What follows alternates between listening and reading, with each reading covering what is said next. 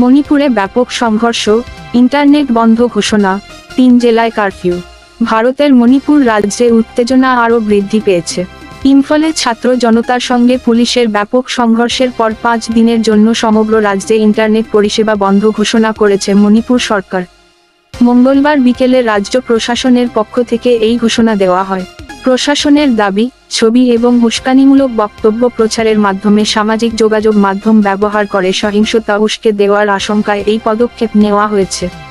10 September বিকেল 3টা থেকে আগামী 15 সেপ্টেম্বর পর্যন্ত লিজ লাইন, ভিএসএটি, ব্রডব্যান্ড, ভিপিএন সহ সকল প্রকার ইন্টারনেট পরিষেবা বন্ধ থাকবে।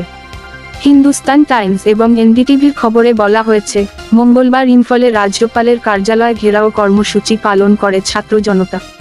দুপুর 1টার দিকে মিছিলটি যখন রাজ্যপালের বাসভবনের কাছে পৌঁছায় তখন পুলিশের সঙ্গে তাদের সংঘর্ষ বেঁধে যায়। প্রায় 1 ঘন্টা ধরে এই সংঘর্ষ চলতে থাকে। পরে পুলিশ ছাত্র জনতার মিছিলটি ছত্রভঙ্গ করে দেয়। এর কিছুক্ষণ পরে ইন্টারনেট বন্ধের ঘোষণা আসে।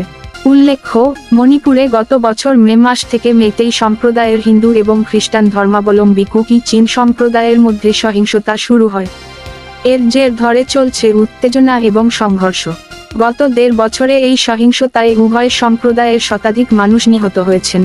মাঝখানে কিছুদিন স্থিতিশীল থাকলেও সম্প্রতি আবারও সহিংসতা ভয়াবহ রূপ নেয়।